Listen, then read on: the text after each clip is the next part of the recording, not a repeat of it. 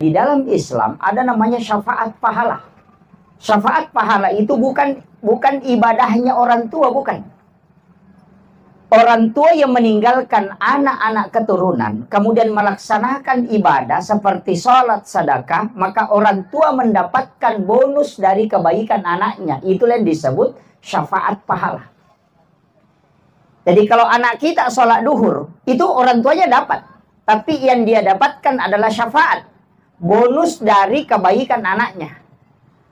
Itu hebatnya Islam.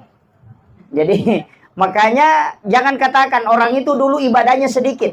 Mungkin orang tua itu ibadahnya sedikit, tapi anak-anaknya semua ahli ibadah.